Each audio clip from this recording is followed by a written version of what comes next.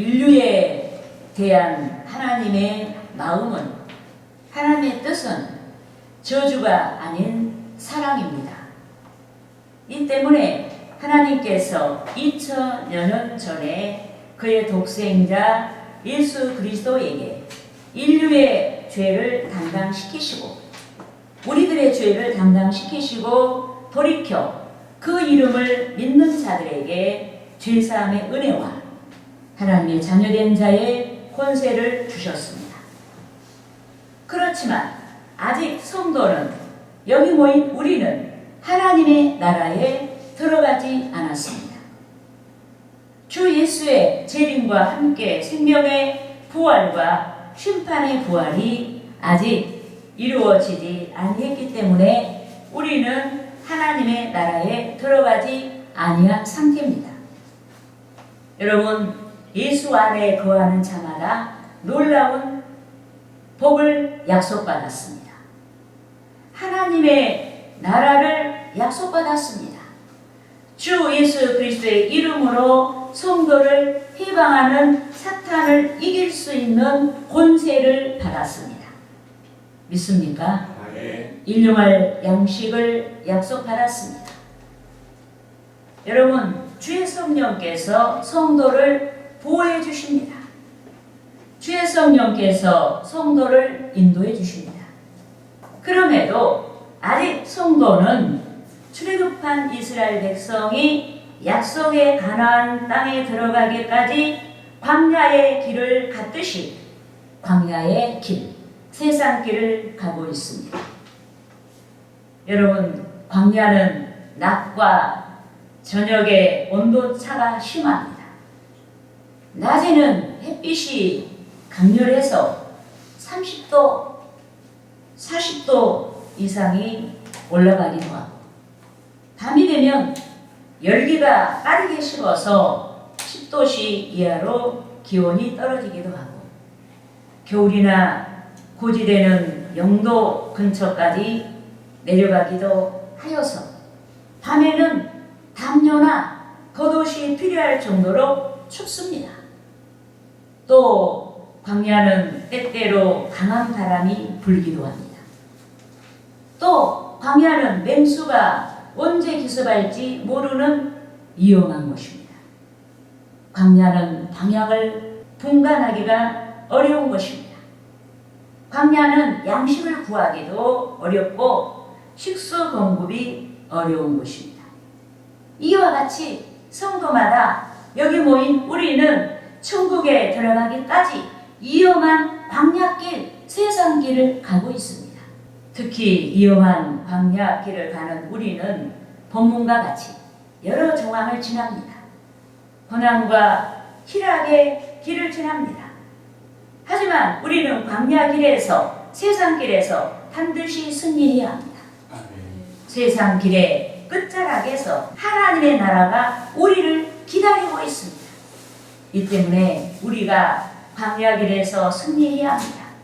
그러므로 저는 어떻게 승리할까? 이 제목으로 저와 여러분이 여러 상황에서 신앙의 승리를 위한 것들에 대하여 알아보고자 하는 것입니다. 할렐루야! 네. 따라하시겠습니다. 첫째로 지속적으로 기도해야 한다. 기도해야 한다. 여러분, 우리에게 가장 절대적인 그 힘이 무엇이겠습니까? 전능하신 하나님을 의지하는 것인데, 그 전능하신 하나님의 능력이 성도들의 삶 가운데 임하게 하는 유일한 통로가 기도예요. 그래서 우리는 기도해야 해요. 믿습니까? 아멘. 여러분, 출애굽한 이스라엘 자손이 천국의 모형인 가나안으로 들어가기까지 광야라는 길목을 지났습니다. 그러니까 예수 믿는 즉각, 이스라엘 백성들이 출애굽한 즉각 가나안으로 간 것이 아니고 광야라는 중간 지점이 있었다는 얘기예요. 우리도 마찬가지예요. 예수 믿고 천국을 약속받았으면 금방 천국으로 옮겨가는 것이 아니고 광야길, 우리에게 남아있는 세상길이 있다. 이러하듯이 출애굽을 촉발한 6월절의 예표인 예수 그리스도의 대속받은 성도마다 가나안의 실체인 천국에 들어가기까지 광야 같은 세상길을 지나야 합니다. 누구도 이유가 아니에요. 다 이 길을 지나야 돼요. 그런데 주의 백성이 걸어간 광야 길은 이중적인 실상을 내포하고 있습니다.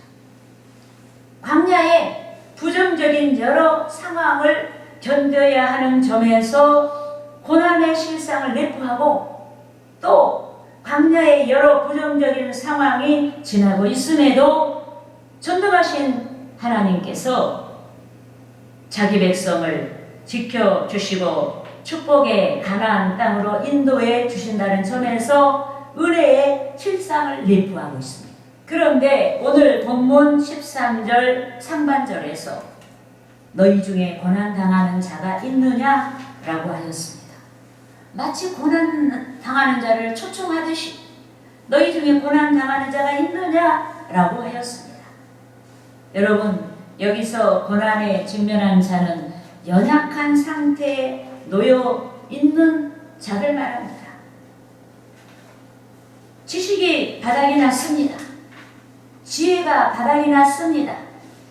문제가 장벽이 되어서 더 이상 비상하기 어려운 상태에 놓였습니다. 그런데 고난의 출처는 여러 곳에서 발생할 수 있습니다. 예컨대 미국 주도 세계 질서 재편에서 트럼프 정부가 독재 정권을 처단하고자 이란 수뇌부 해체를 위한 전쟁을 벌이고 있습니다. 이것이 남의 전쟁이에요. 우리들의 전쟁이에요.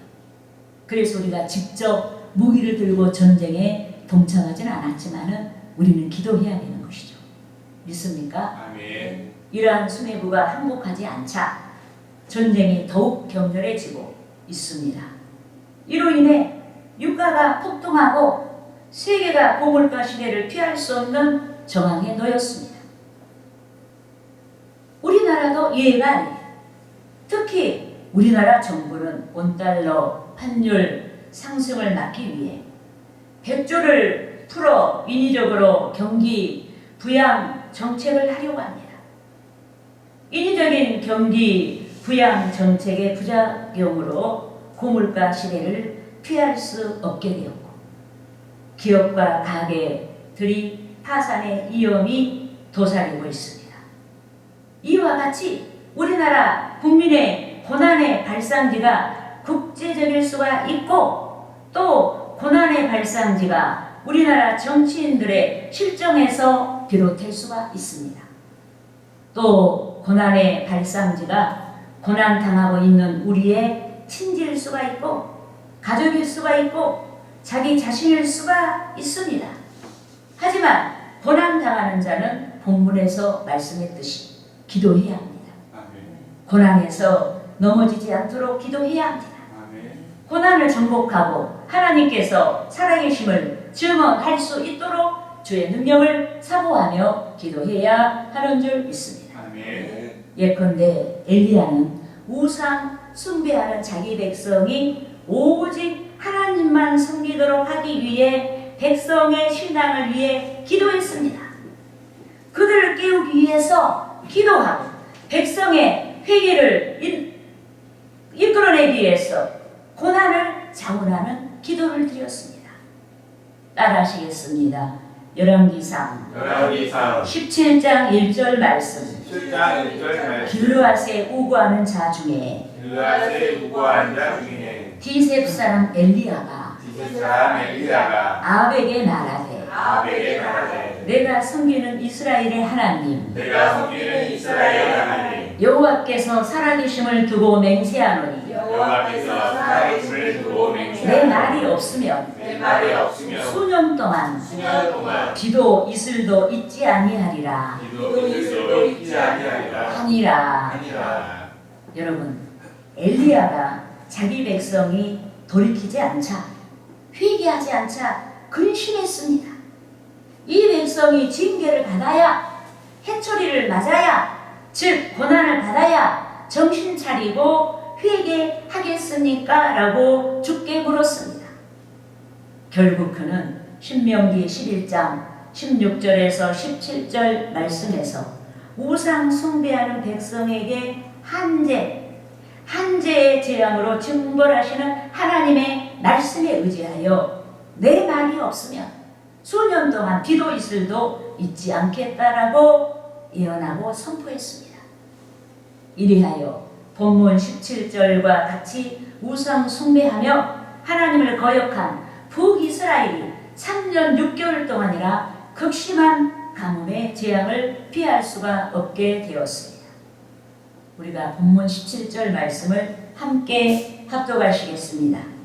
엘리야는 우리와 성령이 같은 사람이로되 그가 비가 오지 않기를 간절히 기도한즉 3년 6개월 동안 땅에 비가 오지 아니하고. 아멘.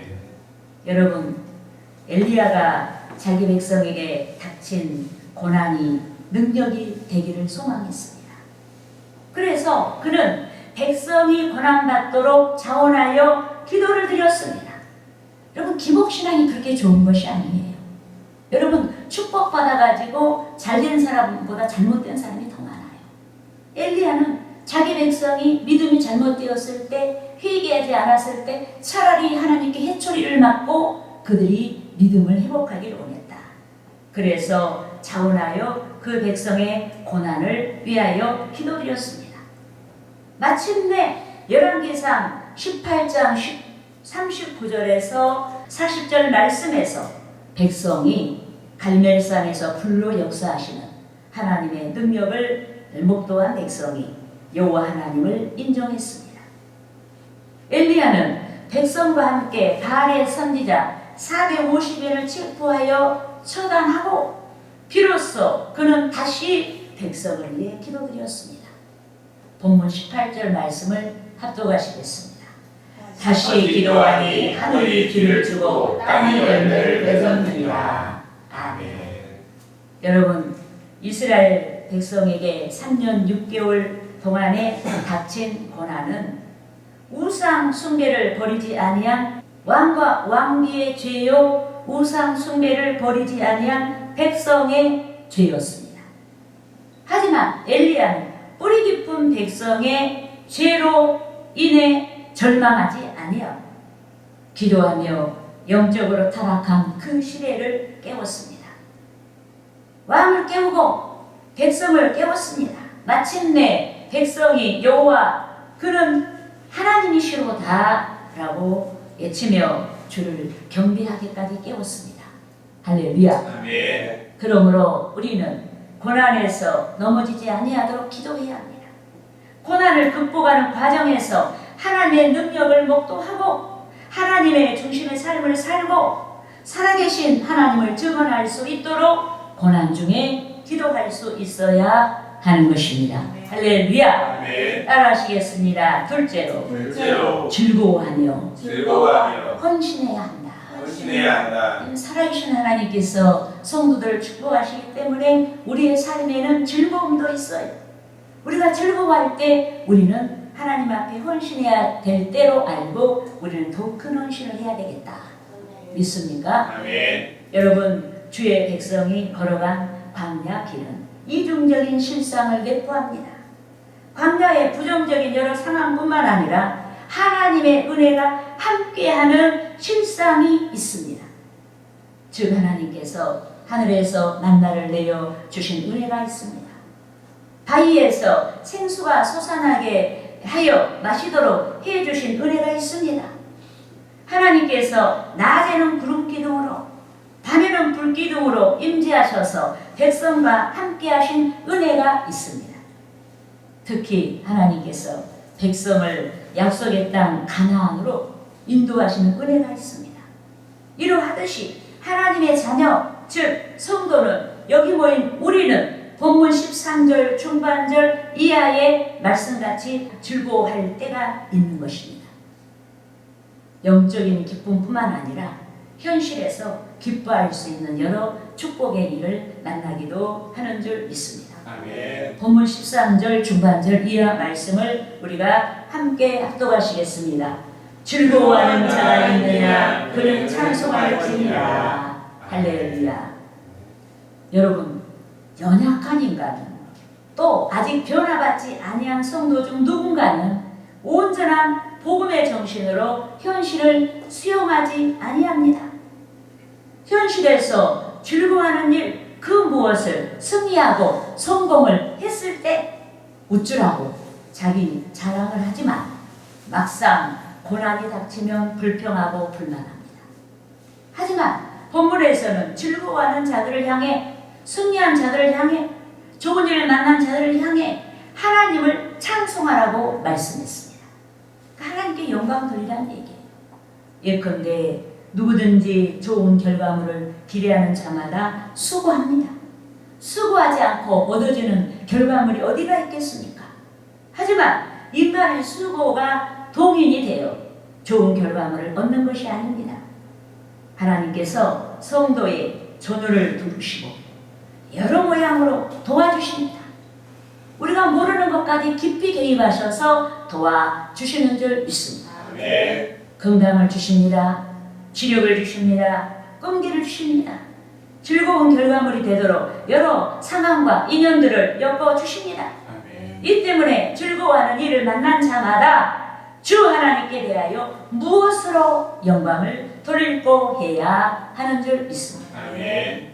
예컨대 청소년기에 왕의 기름 부음을 받은 다윗은 30세에 등극하기까지 약 15년이란 세월 동안 핍박을 받으며 도망자로 살았습니다. 그런데 하나님께서 다윗에게 보상을 하시듯이 오랫동안 다윗의 생명을 찾았던 정적들이 순간 사라지게 하셨고, 그가 어디서든지 원수들을 이기게 하셨고, 왕궁에 평안히 살게 하셨습니다.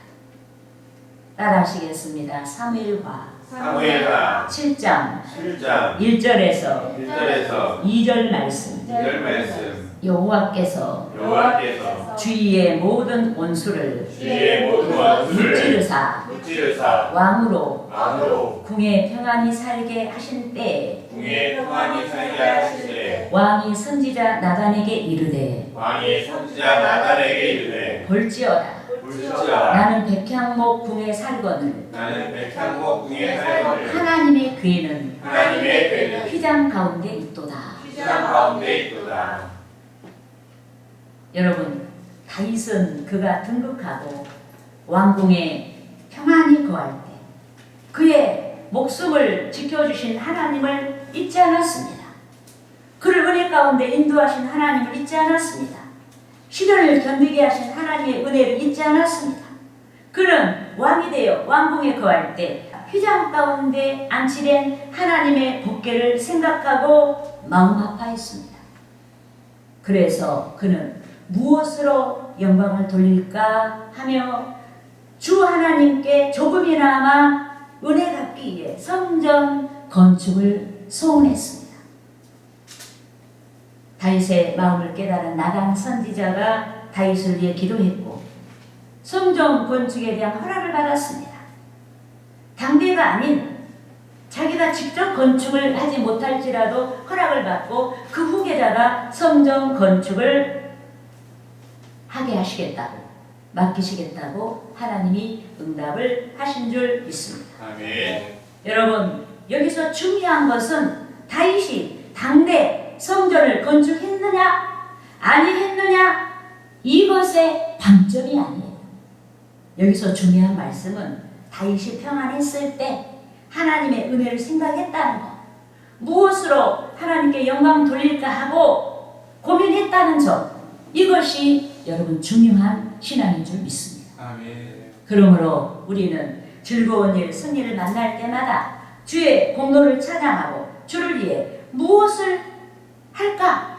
무엇으로 영광 돌릴까? 하는 그 믿음이 있어야 하는 것입니다. 할렐루야. 아멘. 따라하시겠습니다. 셋째로 셋째로 상황을 막론하고 상황을 막론하고 예배 중심의 삶을 살아야 한다. 예배 중심의 삶을 살아야 한다. 여러분, 질병은 인간에게 고통을 주고 또 그것은 인간의 모든 활동을 저지합니다.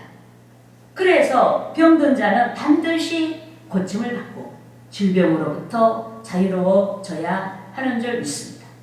그런데 본문 14절 상반절에서 너희 중에 병든 자가 있느냐? 마치 병든 자를 초청하는 것처럼 너희 중에 병든 자가 있느냐? 라고 하시고 본문 14절 중반절에서 16절까지 말씀에서 병고침을 위한 대처 방안을 제시하고 있습니다. 본문 14절과 16절까지 말씀을 우리가 합독하시겠습니다. 너희 중에 병든 자가 있느냐? 그는 교회 장로들을 청할 것이요 그들은 주의 이름으로 기름을 바르며 그를 위하여 기도할지니라. 믿음의 기도는 병든 자를 구원하니 주께서 그를 일으키시리라. 혹시 죄를 범하였을지라도 사하심을 받으리라. 그러므로 너희 죄를 서로 고백하며 병이 낫기를 위하여 서로 기도하라. 의인의 간구는 역사하는 힘이 크니라. 아멘. 여러분, 첫 번째 병든 자의 치료를 위한 대처 방안은 예배입니다. 여러분, 예배 중심에는 항상 하나님과 교통하는 기도가 있습니다. 여러분, 말씀은 우리가 말씀을 목사들이 선포할 때 그 말씀을 하나님께 선포하는 게 아니에요. 여러분에게 선포하는 거예요. 그런데 기도는 수직적인 관계에서 하나님께 드리는 거예요. 그러니까 예배의 가장 포인트가 여러분 기도예요. 예, 믿습니까? 아멘. 그래서 병든 자에게 교회 장로들 청하라고 했는데 이는 장로가 오늘날 목양하는 목회자를 그 당시에 오늘날 목회하는 목양자를 가리켰다는 점에서 주의 종을 청하여 예배하라는 뜻이에요. 장로들을 청하여 기도하라. 예배하라는 뜻이다. 이와 같이 믿는 자는 무슨 일을 만나든지 문제 해결의 대처 방안이 예배라는 점을 깨닫고 예배 중심의 삶을 살아야 합니다. 기도 중심의 삶을 살아야 합니다. 기쁠 때나 슬플 때나 언제든지 예배 중심의 삶, 기도 중심의 삶을 살아야 하는 줄 믿습니다. 아멘. 그런데 죄를 서로 고백하고 회개하는 자가 예배 중심의 삶, 기도의 삶을 이루는 줄 믿습니다. 아멘. 특히 병든 자마다 죄가 질병의 근원지가 될 수 있기 때문에 더욱 회개하고 예배 중심의 삶, 기도 중심의 삶을 이루어야 하는 줄 믿습니다. 아멘. 예컨대 예수께서 요한복음 5장 14절에서 38년이나 질고 가운데 있었던 자를, 병으로 고통 가운데 있었던 자를 고쳐주시고 권면하셨는데 더 심한 것이 생기지 않게 다시는 죄를 범하지 말라고 하셨습니다.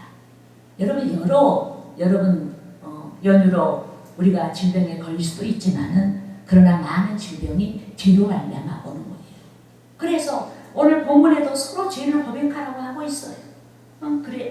예수님께서도 이 38년이나 되는 환자를 고쳐주시면서 더 심한 것이 생기지 않게 다시는 죄를 범하지 말라고 하셨습니다. 여러분, 예수님은 언제든지 우리를 정죄하지 않아요. 우리가 우리를 정죄하는 거예요.